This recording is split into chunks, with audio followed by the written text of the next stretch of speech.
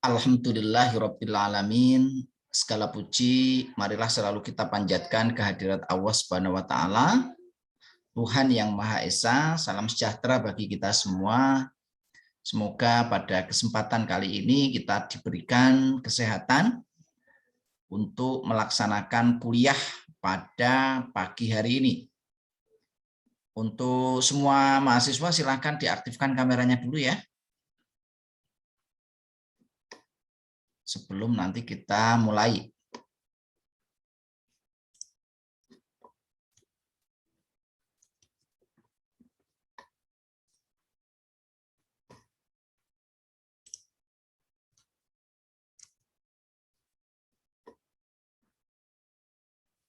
Oke, terima kasih ya. Saya harapkan untuk sementara waktu Anda bisa menyalakan kameranya. Nah, pada hari ini nanti saya akan membahas sedikit tentang materi yang kedua, yaitu tentang revolusi industri. Saya harapkan Anda sudah mengerjakan kuis pada pertemuan pertama. Saya belum cek ya, apakah nilai Anda seperti apa. Nanti insya Allah nanti saya umumkan di grup.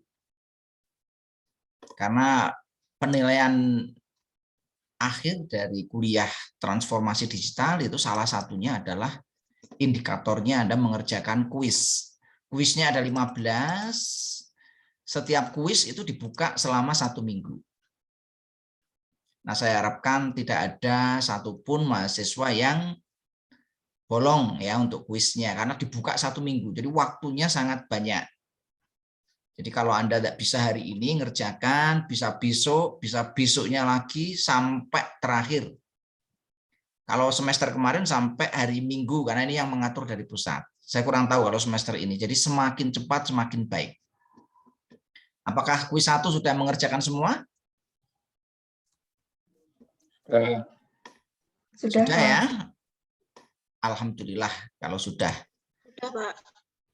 Nanti saya umumkan untuk hasilnya seperti apa untuk kuis yang telah Anda kerjakan. Oke, kita masuk pada sesi yang kedua, yaitu tentang revolusi industri. Langsung saja, ini singkat ya, tidak lama karena saya nanti harus ada kegiatan kampus apel ya. Ini sudah saya buatkan videonya juga di YouTube, jadi nanti silakan Anda bisa akses di sana. Mungkin minggu-minggu berikutnya tidak saya lakukan pertemuan Zoom seperti ini setiap minggu ya. Karena mungkin bagi sebagian orang ada yang mengalami kesulitan atau mungkin ada kendala-kendala yang lain sehingga saya sediakan nanti video-video kuliah lewat YouTube. Nah, tujuan kita mempelajari revolusi industri pada pokok bahasan ini apa ya? Ada beberapa hal yang perlu kita pahami bersama ya. Jadi yang namanya saat ini itu terjadi perubahan yang cukup besar atau dikenal dengan istilah revolusi. Kita kenal di Indonesia ada revolusi tahun 1966, yaitu perubahan besar pada tahun 66 dari Orde Lama menjadi Orde Baru. Jadi perubahan yang sangat besar dalam waktu singkat itu namanya revolusi. Nah, sebelum kita memahami tentang revolusi industri, kita perlu tahu tentang konsep teknologi. Kemarin sudah saya singgung ya tentang teknologi itu apa. Bagaimana nanti teknologi berubah, ya. Bagaimana nanti revolusi industri ya, baik pertama, kedua, ketiga, dan keempat. Nah, bagaimana dampaknya perubahan ini menghasilkan yang namanya teknologi disruption. Jadi teknologi-teknologi yang tidak efektif dan tidak efisien itu nanti akan terdisrupsi, tergantikan. Termasuk nanti posisi guru kalau memang ada teknologi yang lebih canggih, mungkin profesi guru juga bisa tergantikan. Karena dengan adanya teknologi ke depan itu nanti akan memudahkan. Nah, oleh karena itu yang penting Anda itu menguasai kompetensi. Yang berikutnya mampu menganalisis ya mekanisme disruption dan mampu menerapkan transformasi digital dalam dunia nyata. Sehingga nanti Anda sebagai mahasiswa mekatronika, mahasiswa teknik elektro, di era milenial ini Anda bisa menerapkan dalam kehidupan nyatanya seperti apa. Nah, apa sih yang dimaksud dengan teknologi? Teknologi kemarin sudah saya bahas bahwa teknologi itu adalah ilmu yang diterapkan. Jadi penerapan dari ilmu pengetahuan itu namanya teknologi. Nah, tujuannya teknologi adalah untuk memudahkan kehidupan manusia.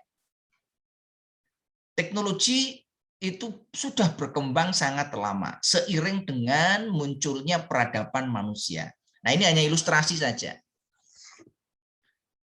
Jadi teknologi itu sudah sangat maju sekarang ini, mulai dari teknologi pembangunan rumah, teknologi untuk elektronika, teknologi listrik, teknologi pertanian, teknologi perdagangan, teknologi komunikasi, dan teknologi yang lainnya, termasuk teknologi pendidikan. Jadi nggak perlu saya bahas tentang panjang lebar teknologi. Nah, kemarin sudah saya bahas konsep teknologi itu apa. Menurut Kamus Besar Bahasa Indonesia artinya ini. Yang kedua, ini pengertian yang kedua. Nah, secara umum teknologi diartikan sebagai ini. Nah, intinya teknologi itu adalah menciptakan nilai tambah. Kalau teknologi tidak menciptakan nilai tambah, itu teknologi sampah yang nanti akan terdisrupsi. Dia tidak menciptakan nilai tambah, maka dia akan tergantikan oleh teknologi yang lebih memberikan nilai tambah. Nah, ini ilustrasi ya perkembangan teknologi manusia untuk bertahan hidup.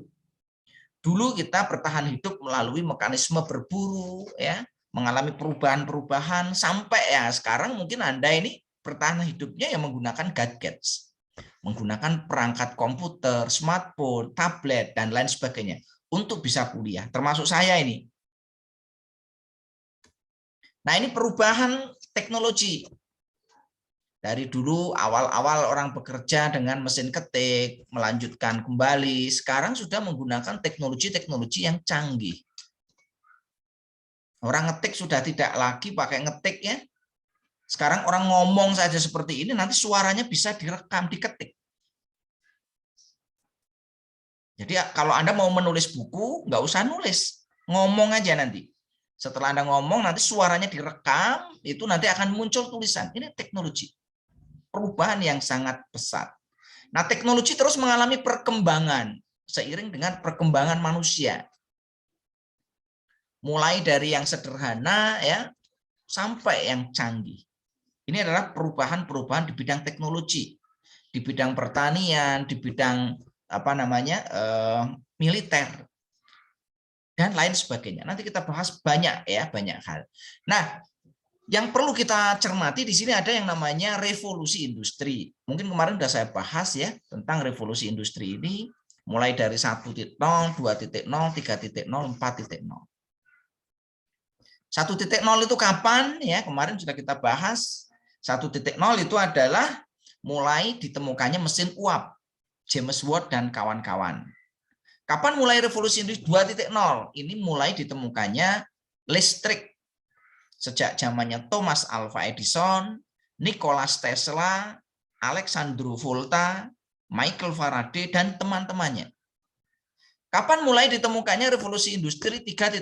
Yaitu sejak ditemukannya bahan semikonduktor. Tepatnya sejak ditemukannya transistor oleh Schottky. Sehingga perkembangannya sangat pesat, sehingga menimbulkan otomasi industri. Nah, kapan revolusi industri 4.0 ini mulai? Ini abad 21. Nah, kalau kita lihat ini ciri-ciri dari revolusi industrinya. Tadi mesin uap, listrik, semikonduktor yang berakibat pada teknologi informasi, komunikasi, dan komputasi. Nah, sekarang kita eranya di sini. Teknologi revolusi industri 4.0 atau yang keempat. Cirinya adalah, ini saya kira erat dengan jurusan mekatronika. Yaitu cirinya ada di sana artificial intelligence. Cirinya di sana ada big data. Cirinya adalah ada machine learning, ada IoT. Segala sesuatunya sekarang dikembangkan berdasarkan IoT. Nanti kita lihat contoh-contohnya. Nah, perubahan teknologi itu tujuannya ini. Tujuannya adalah untuk membuat hidup manusia menjadi lebih nyaman. Sehingga nanti akan mempengaruhi pola hidup manusia. Dulu zaman saya kecil mainannya beda dengan anak-anak sekarang. Zaman saya mahasiswa, kuliahnya beda dengan anak-anak sekarang. Dengan Anda semua beda jauh. Apa yang saya pelajari pada zaman saya kuliah dengan Anda sekarang berbeda. Dulu teknik elektro hanya mempelajari tentang listrik, ya paling banter elektronik. Komputer dulu masih baru muncul. Sekarang sudah semua berbasis komputer. Nah, teknologi nanti akan membantu memperbaiki ekonomi. Ini yang penting. Nah, selain faktor-faktor positif, teknologi juga akan menghasilkan limbah. Nah, ini juga yang perlu kita pertimbangkan. Termasuk nanti teknologi itu akan mengubah etika baru. Bagaimana etika orang zaman sekarang dengan zaman dulu itu berubah, tidak sama. Nah, sehingga kita nanti akan kita bahas etika pada komunikasi di era revolusi industri 4.0. Nah, tadi saya membahas tentang disruption. Apa itu disruption? Disruption adalah kejadian yang mengharuskan untuk merancang ulang strategi untuk bertahan terhadap perubahan lingkungan. Di mana lingkungan itu akan mengganggu atau merusak pasar yang sudah ada dan pada akhirnya itu tergantikan dengan teknologi baru. Banyak ya, termasuk pembelajaran. Itu kursus, bimbingan kursus itu sudah hilang sekarang. Tergantikan dengan misalkan ruang guru. Gojek ya menggantikan ojek pangkalan. Taksi online menggantikan taksi konvensional. Mal-mal sekarang sudah mulai tutup, tergantikan oleh e-commerce. Hotel-hotel besar sekarang sudah mulai agak mengalami masalah yang sangat serius, tergantikan oleh misalkan aplikasi-aplikasi untuk penginapan. Mereka tidak punya modal, tetapi mereka bisa mengoptimalkan ini ya. Ini adalah disruption. Jadi inovasi disruptif itu adalah inovasi yang membantu menciptakan pasar baru, sehingga di sini akan mengganggu pasar yang sudah ada dan lama-lama dia akan menggantikan. Ini fenomena di era revolusi industri 4.0. Nah, Anda sebagai mahasiswa angkatan 2020 ya, ini harus memahami fenomena ini. Sehingga nanti begitu lulus kira-kira apa yang akan terdisrupsi. Penggantinya apa teknologinya. Sehingga nanti Anda sudah siap. Begitu masuk ke dunia kerja, Anda sudah siap dengan senjata-senjata yang dibutuhkan di era nanti Anda akan masuk. Nah, ini penting. Yang dibangun adalah mindset-nya. Ini kalau kita lihat, banyak sekali perubahan-perubahan. Contoh sederhana, ensiklopedia. Dulu zaman saya kecil kalau mau belajar ya belinya ensiklopedia. Bukunya banyak, tebel-tebel, harganya mahal. Sekarang ensiklopedia sudah tidak laku karena sudah ada Wikipedia. Mau belajar apapun tinggal masuk ke Wikipedia.org. Hilang ya, bisnis tentang ensiklopedia hilang. Malah gambarnya lebih bagus-bagus Wikipedia. Media-media, koran, dan lain sebagainya tergantikan oleh media online. Fotografi zaman dulu masih pakai kamera yang analog ya, dengan ukuran yang besar dan macam-macam. Sekarang tergantikan dengan smartphone. Smartphone sekarang ukurannya kecil, kualitasnya bisa melebihi dari kamera-kamera yang konvensional, bahkan kamera DSLR sekalipun. Bioskop-bioskop sekarang mati, tergantikan oleh aplikasi Netflix dan teman-temannya. Musik ya, compact disc, DVD mati, tergantikan oleh Spotify. Perusahaan-perusahaan aluminium ya, logam itu tergantikan oleh micromill. Berubahnya ke sana. Jadi perusahaannya kecil tetapi kemampuannya besar. Nah, ini adalah disruption teknologi di bidang kehidupan kita. Nah, di bidang e-commerce ya, ini era IoT ini sangat mengganggu bagi bisnis-bisnis konvensional. Petani-petani yang model dulu itu sekarang sudah mulai tenggelam, tergantikan oleh petani-petani modern. Mungkin di Indonesia masih belum terasa gitu ya, tapi beberapa negara ini sudah mulai terasa. Ini faktor-faktor banyak sekali, termasuk logistik, ya, keuangan. Sekarang bank-bank konvensional kalah dengan bank-bank digital.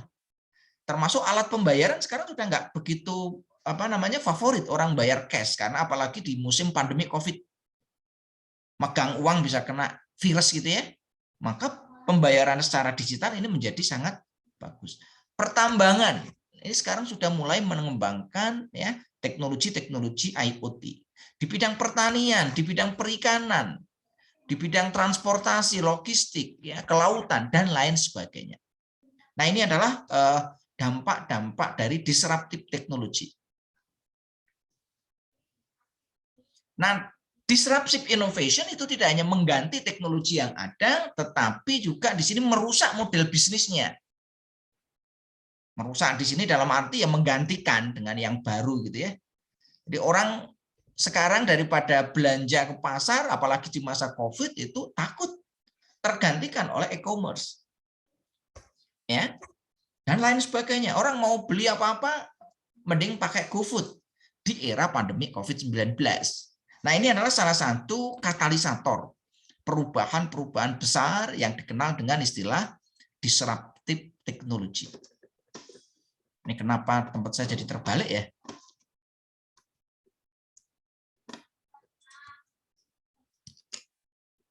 Ini ada apa nih? Punya saya malah kebalik ini harus.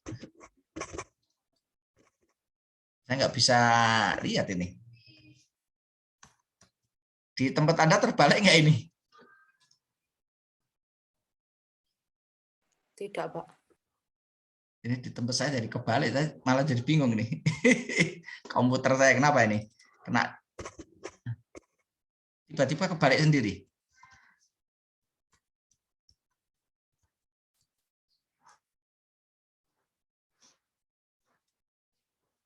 Ini ada settingan apa ya?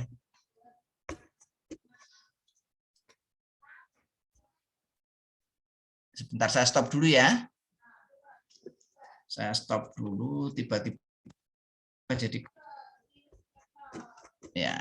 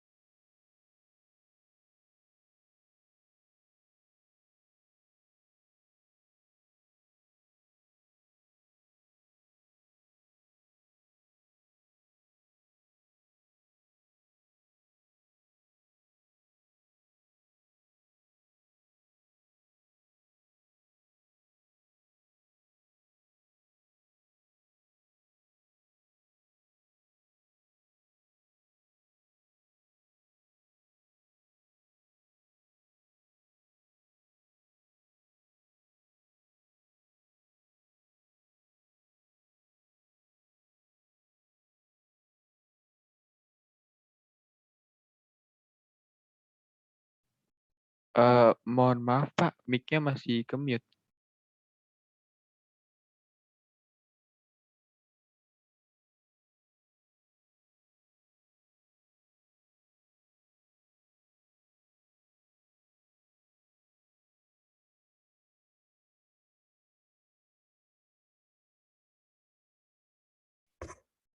Sudah belum, Mas?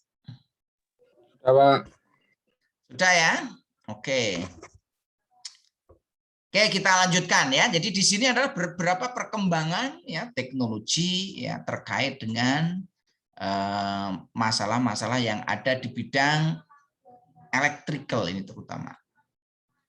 Nah, berkaitan dengan renewable energy, kita bisa lihat di sini ada banyak sekali ya perkembangan yang bisa kita lihat. Ini termasuk nanti akan mendisruption ya, menggantikan pembangkit-pembangkit yang sudah ada. Apa? Misalkan di sini adalah PLTB ya, angin, PLTS surya, PLTP panas bumi, PLTA, PLT mikrohidro, PLT ombak di laut ya, OTEC ocean thermal energy conversion, biogas, PLT sampah dan lain sebagainya. Ini adalah prospek-prospek yang nanti bisa melakukan apa? Disruption pada pembangkit-pembangkit yang sekarang. Nah, berikutnya adalah ini contoh ya, PLTS yang sekarang dikembangkan di dunia. Ini banyak sekarang sudah menggunakan PLTS-nya tidak lagi di atap tetapi ditaruh di mana? Air. Di danau, di sungai, di laut yang tidak membutuhkan lahan. Karena di sana lahannya kan sangat luas sehingga dengan pemanfaatan PLTS ini menjadi sangat efisien. Nah, berikutnya adalah ini. Kalau tadi PLTS di laut, sekarang PLTS-nya tidak lagi di bumi, tetapi di mana ini? Di mana ini kira-kira? Luar angkasa. Nah, di ruang angkasa. Kok bisa Pak menaruh PLTS di ruang angkasa? Kenapa ditaruh di ruang angkasa? Ini karena ruang di bumi itu kan terpapar sinar matahari kan terbatas waktunya. Kalau di ruang angkasa itu 24 jam. Nah, sehingga di sini ya, ini sangat memungkinkan ke depannya sehingga nanti ini bisa menjadi lebih efisien. Nah, bagaimana nanti transfernya ke bumi? Ya, menggunakan gelombang mikro, menggunakan sinar ya, gelombang elektromagnetik. Nanti ditransfer ke bumi. Nah, tentu saja ini masih menjadi riset ya, Amerika, Eropa, Cina, Jepang, ya ini masih meriset bagaimana mereka mengoptimalkan pembangkit ya tenaga surya ini di ruang angkasa. Nah, berikutnya ini adalah matahari buatan. Ini berlomba-lomba ini negara-negara adidaya. Jepang, Cina, Amerika, Eropa, mereka mengembangkan reaktor nuklir tidak lagi menggunakan reaksi fisi yang sekarang banyak digunakan di PLT, tetapi mereka menggunakan reaksinya fusi. Nah, dengan reaksi fusi itu jauh lebih dahsyat. Bahkan ini dikenal dengan istilah ya matahari buatan. Karena panas yang dihasilkan itu lebih tinggi dari panasnya matahari. Nah, ini spektakuler. Cuma ukurannya masih skala laboratorium. Ini kalau nanti skalanya dibuat besar ya bisa menggantikan matahari beneran. Dari sisi energi panas. Saya nggak ngerti nih kalau diimplementasikan beneran nanti dunia akan menjadi lebih panas atau tidak. Karena ini panasnya sangat tinggi dengan menggunakan reaktor fusi. Nah, siapa yang mengembangkan? Ya baru negara-negara besar. Indonesia kapan mengembangkannya? Reaktor nuklir aja belum mampu kita, apalagi untuk mengembangkan yang sejenis ini. Nah, mungkin suatu saat ini nanti akan menjadi pembangkit listrik yang akan menggantikan ya pembangkit listrik yang sekarang ada. Wallahu alam ya. Ini karena masih research. Nah, di dalam dunia listrik, electrical, dulu sistem tenaga listrik didesain itu model konvensional. Ini model satu arah yang sampai sekarang kita gunakan. Model ke depan gimana? Modelnya sudah menggunakan smart grid. Apa yang dimaksud smart grid? Semua terhubung, ya. Arahnya bisa multi arah. Kalau ini kan satu arah. Maksudnya satu arah gimana tuh, Pak? Dari pembangkit menuju ke transmisi, dari transmisi menuju distribusi, dari distribusi menuju ke pengguna. Ini satu arah. Nah, ke depan sistem tenaga listrik itu didesain multi arah. Semuanya bisa menghasilkan listrik. Rumah sudah pakai solar cell, pakai wind turbine. Kantor sudah pakai solar cell, pakai wind turbine. Ya. Pabrik juga sudah pakai ini. Jadi mereka bisa menghasilkan listrik, mereka bisa mendapatkan listrik. Apabila kurang dia minta, apabila dia lebih dia nyuplai. Nah, sehingga manajemen kelistrikannya menjadi jauh lebih kompleks. Ini adalah berkaitan dengan revolusi di bidang electrical. Ini smart grid, ya. Jadi smart grid itu tidak satu arah. Ini pembangkit, ya. Kalau di sini mataharinya bersinar penuh, maka ininya berkurang karena semua disuplai dari sana. Kalau anginnya kenceng, dia suplai ke sana. Kalau nanti penggunanya sedikit, dia simpan di storage, teknologi storage. Sama di sini. Semuanya basisnya ke sana. Kendaraannya juga menggunakan kendaraan listrik. Nah, ini adalah konsep yang dibangun dengan nama smart grid. Nah, ini untuk teknologi storage-nya. Ini teknologi storage. Ini teknologi storage-nya. Sehingga nanti semuanya kalau ada kelebihan listrik ya simpan di sini. Sekarang ini listrik itu kan salah satu kelemahannya karena nggak bisa disimpan dalam jumlah yang besar. Nah, ini beberapa negara sudah mengembangkan storage teknologi dengan kapasitas yang mencapai 250 megawatt.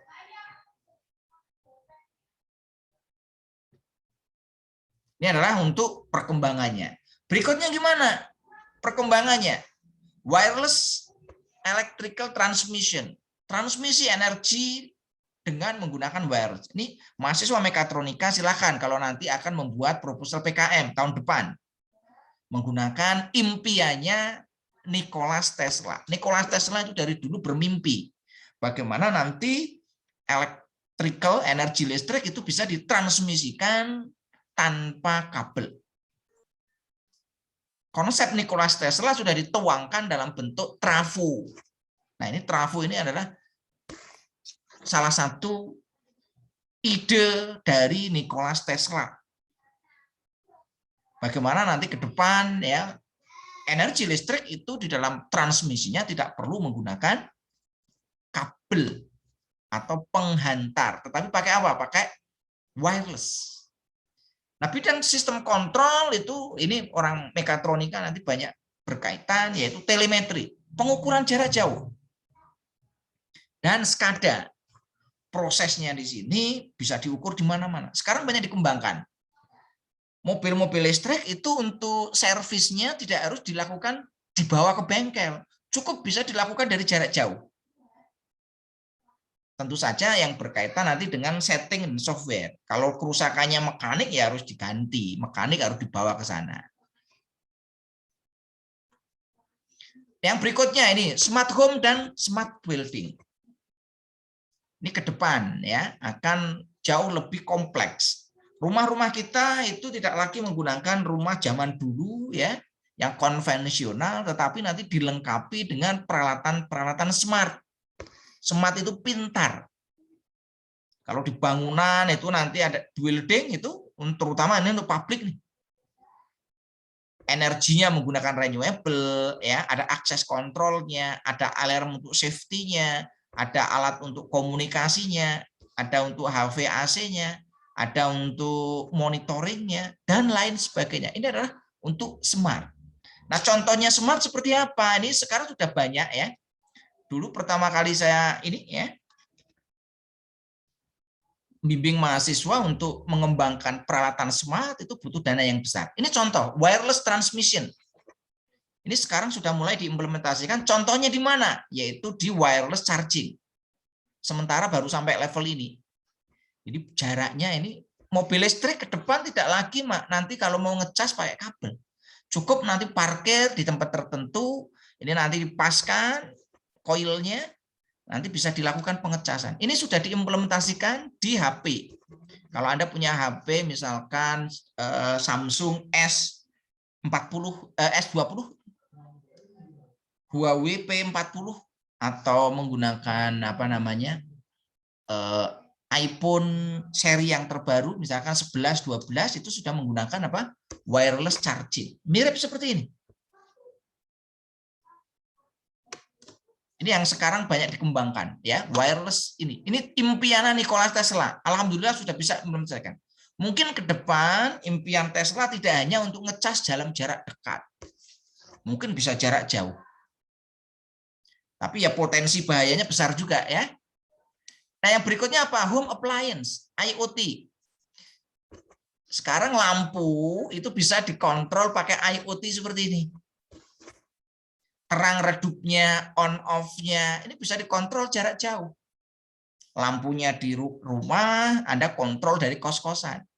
Atau Anda lupa, aduh, aku menghidupkan sesuatu, ya, lupa, bisa dikontrol pakai HP. Ini yang smart home sekarang banyak untuk robot membersihkan apa namanya lantai, menyapu dan mengepel itu menggunakan Alexa. Sekarang pembantu besok ya, asisten rumah tangga sudah mulai jarang digunakan karena lebih enak pakai ini. Sekarang harganya masih cukup mahal ya, sekitar 5 jutaan. Mungkin ke depan harganya bisa murah. Ini home appliance sama ya, kulkas, kompo, apapun semua dikontrol pakai peralatan gadget. Nah, ini adalah perkembangan-perkembangan di revolusi industri 4.0.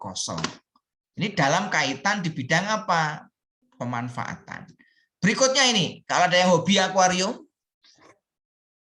kalau ada hobi akuarium itu kan repotnya kalau ditinggal nih, ditinggal pulang lama, ikannya pada mati semua. Sekarang gimana? Sekarang sudah ada smart feed berbasis IoT, harganya murah. Paling sekitar 200 ribuan udah dapat. Anda bisa kontrol ngasih makannya, bukaannya seberapa sehari. Ya. Anda bisa kasih itu, apalagi nanti kasih kamera di sini, webcam. Webcamnya tersambung di sana bisa dilihat, oh ikan saya masih sehat atau tidak. Ini era revolusi industri 4.0. Nah, bidang-bidang nanti Anda untuk kreatif. Yang berikutnya ini adalah smart plug IoT.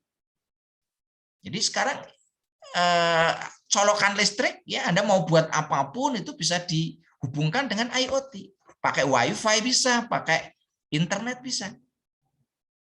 Jika nanti Anda bisa kontrol, Anda hubungkan kemana?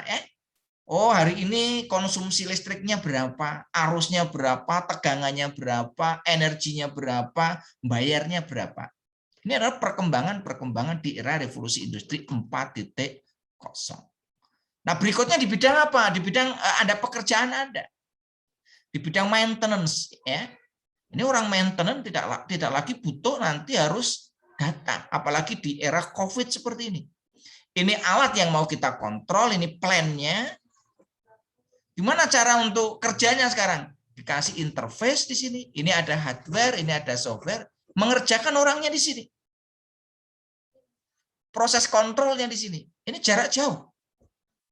Mungkin ini tambangnya ada di Kalimantan, ada di Sumatera, ada di Balongan. Yang kontrol dari mana? Dari Jogja, dari Jakarta. Ini revolusi industri 4.0. Di orang di rumah kelihatannya tidak kerja, padahal kerja. Saya mungkin ya dikira orang tidak kerja, tapi saya kerja tiap hari ya. Macam-macam. Nah, ini sama ya. Sistem sekarang sudah dikembangkan ya dengan sistem yang sangat kompleks dengan memanfaatkan IoT. Sistem kelistrikan yang ada di industri, nanti gimana untuk maintenance-nya? Sudah disediakan dalam bentuk IoT. Bisa dimonitor. Monitornya gimana ini? Ya, record datanya semua terrecord. Apa trouble macam-macam semuanya terrecord. Suhunya berapa? Ini kalau Anda mau lihat demonya nanti boleh nih. Silakan nanti ini Anda diklik di sini. Nanti akan masuk ke webnya. Sehingga nanti Anda bisa melakukan monitoring peralatan-peralatan yang ada di sana. Ini untuk contohnya, ini produk dari Schneider. Nah, berikutnya apa ya?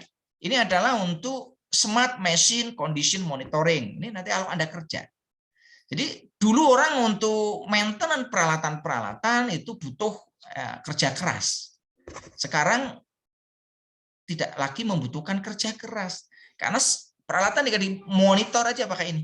Kita tinggal tanam sensor, ya, masuk ke sana, nanti kita analisis. Ini perkembangan di bidang ini. Anda bisa kasihkan ya artificial intelligence, Anda deteksi. Ini untuk standarnya, ini untuk hasil real time monitoringnya. Anda bandingkan. Ini dibandingkan dengan standar, sama atau tidak?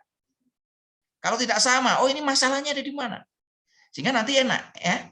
Nanti konsultasinya ya, yang kerja nanti misalkan ada punya alat ya, tinggal nanti konsultasi aja. Oh ini coba dicek yang di sininya. Oh dicek yang ininya. Berdasarkan IoT-nya ini. Oke ya, saya kira itu yang dapat saya sampaikan ya. Semoga apa yang saya sampaikan itu ada manfaatnya. Silakan kalau ada pertanyaan atau masukan atau saran.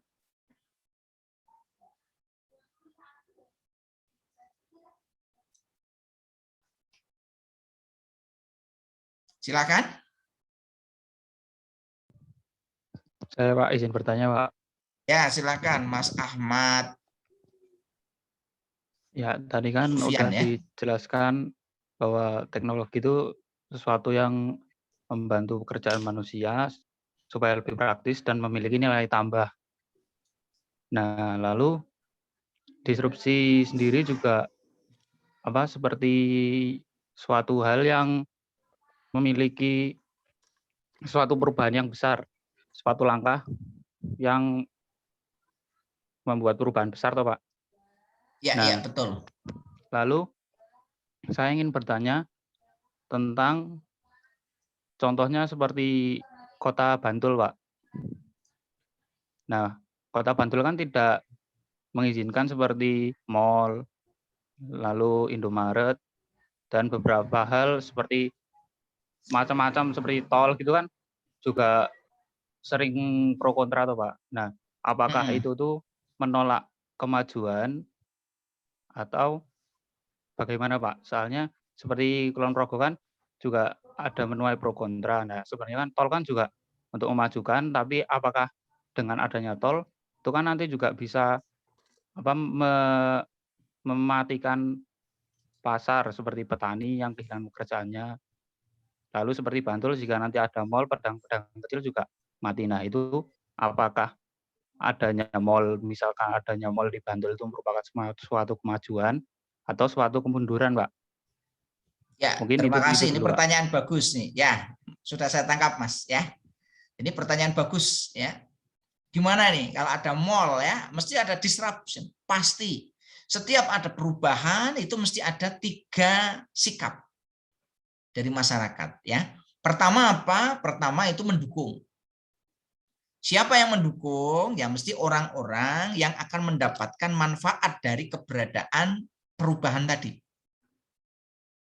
Yang kedua itu abstain, acuh tak acuh. Ada mall juga saya tidak untung, tidak rugi. Maka ya biarkan aja ada mall, ya. Itu sikap masyarakat. Yang ketiga itu adalah menolak. Kenapa kok dia menolak? Karena dia nanti akan terkena dampak negatif. Setiap perubahan, apapun itu perubahannya, pasti akan menimbulkan 3 sikap tadi. Bisa difahami ya ini ya. Jadi apapun perubahannya pasti akan menimbulkan 3 sikap. Yang pertama mendukung, yang kedua abstain, yang ketiga adalah menolak. Bahkan tidak hanya menentang. Nah, oleh karena itu bagaimana kita menyikapi perubahan yang kecenderungannya terjadi disruption? Maka ya kita harus wisdom. Wisdom itu bijak. Sehingga nanti kita ya setiap perubahan itu kita minimize kerugiannya. Dampak negatifnya kita minimize. Caranya gimana? Kalau nanti kita bangun mall ya, oh nanti di sana itu akan industri kecil mati, ya nanti kita minimize. Mall-nya ngambil produknya dari industri kecil. Atau nanti lokasinya kita batasi. Karena untuk teknologi itu memang kadang-kadang nggak bisa dibendung. Kalau dibendung itu kadang-kadang ya menimbulkan malah justru masalah baru. Nah ini memang ada pertimbangan-pertimbangan. Kenapa misalkan Pemda Bantul tidak mengizinkan berdirinya mall? Ya tadi karena pertimbangannya tadi ya. Karena pertimbangannya mereka tidak mau untuk industri-industri kecil, pedagang kecil itu nanti akan terkena dampaknya dan mati. Tapi sebenarnya sekarang justru mall-mall banyak yang mati. Ya enggak? Apalagi di masa COVID-19. Apalagi sekarang ada aturan, orang masuk mall harus pakai scan sudah vaksin. Ini sekarang kalau Anda mau masuk mall itu diminta untuk scan ke Peduli Lindungi bahwa Anda itu sudah divaksin. Kalau belum, tidak boleh masuk. Kalau belum, Anda harus menunjukkan tes antigen atau tes swab.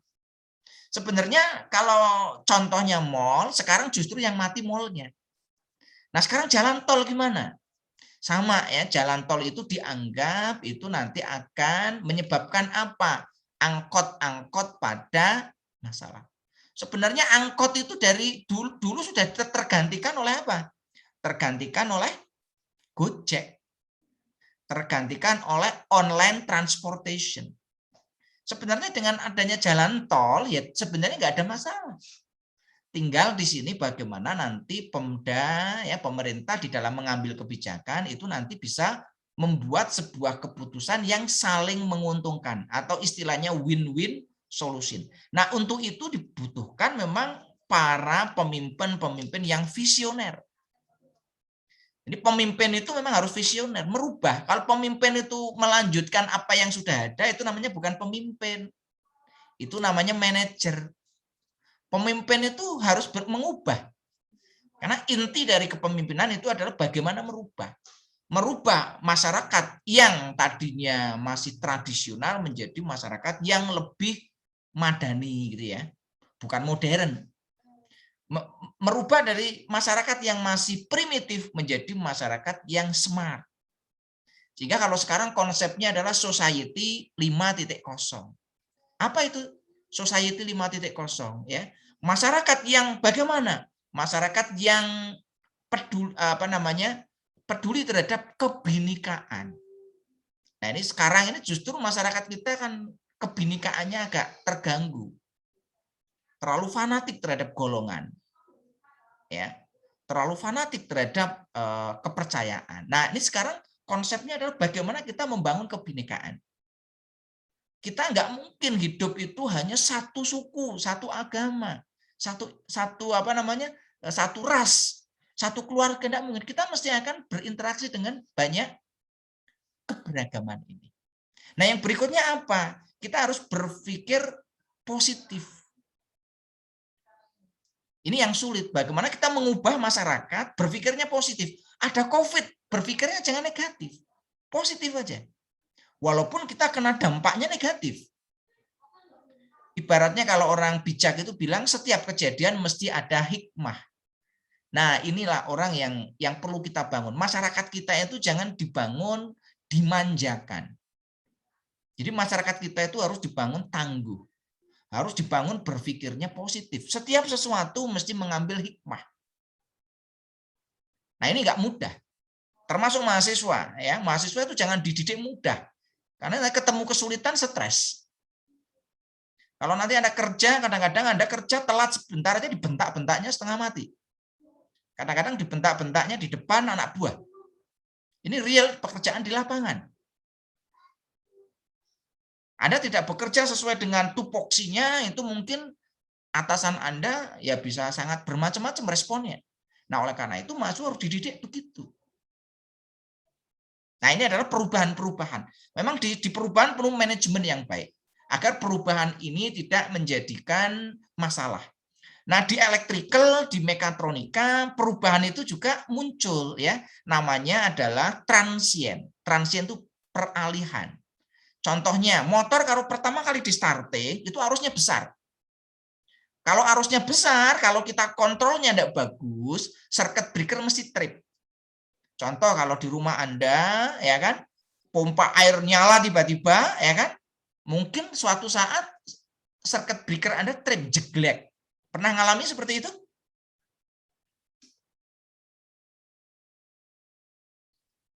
Nah, itu kalau di industri sudah terbiasa. Konveyor nyala, ya kan? Karena arus startingnya besar, circuit breaker-nya trip, jeglek, mati.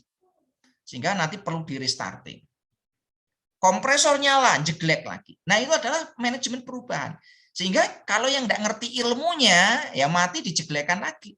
Kalau yang ngerti ilmunya nanti mestinya circuit breaker-nya nanti dikasih tunda waktu. Settingnya nanti dikasih tunda waktu. Oh, kalau pertama kali starting, dia nanti ditunggu dulu. Dikasih delay sekian, kalau nanti arusnya turun, berarti itu arus starting motor. Kalau ke arusnya tetap, berarti itu arus gangguan. Kalau arus gangguan nanti harus ditripkan oleh circuit breaker. Ini contoh real ya kejadian di bidang electrical. Di bidang mekatronik sama, kalau kita ngontrol sesuatu kan, ngontrolnya kan harus halus tuh. Kita mau ngontrol suhu dari 0 berubah menjadi, kalau di pembangkit ya, menjadi 500 derajat Celcius, PLTU misalkan. Gimana cara ngontrolnya? Kalau kontrolnya kita kasar, mesti melebihi dari 500. Sehingga kontrolnya perlu kita kontrol secara smooth. Kalau Anda belajar dasar sistem kontrol, itu ada sistem kontrol namanya PID. Bagaimana nanti kita mengontrol supaya dia nanti smooth. Saya kira itu ya, Mas Ahmad Sufyan ya. Iya, Pak. Ada yang lain? Sekali lagi, silakan kalau ada yang mau ditanyakan.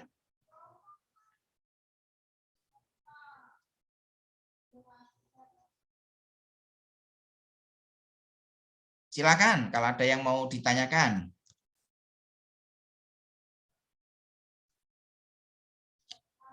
Atau tidak ada?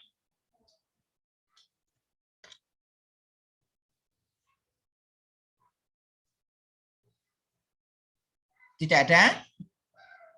Ya, kalau tidak ada, saya cukupkan sampai di sini ya. Semoga apa yang kita bahas ada manfaatnya ya. Mohon maaf apabila di dalam penyampaian ada kurang dan salahnya. Ini karena saya nggak bisa memberikan slideshow yang lengkap ini untuk share screen-nya karena di layar saya ini masih kebalik ini ya. Belum saya otak-atik, nanti kalau saya otak-atik khawatirnya malah keluar. Saya kira itu ya. Semoga kuliah kita pada pagi hari ini mendapatkan manfaat yang sebesar-besarnya. Jangan lupa baca materinya yang ada di Bismart ya. Ada latihan kuis dikerjakan. Usahakan nilainya maksimal. Kalau tidak salah itu kesempatannya 2 kali ya. Iya, Pak. Kalau hasilnya masih jelek ya, ikut lagi sampai mendapatkan nilai yang maksimal. Karena itu menjadi salah satu aspek penilaian untuk akhir. Demikian apa yang dapat kami sampaikan. Marilah kita tutup dengan membaca hamdalah bersama-sama bagi yang beragama Islam dan bagi yang beragama lain untuk menyesuaikan. Alhamdulillahirabbil alamin. Akhirul kalam wallahul muwaffiq ila aqwamit thoriq. Assalamualaikum warahmatullahi wabarakatuh. Waalaikumsalam.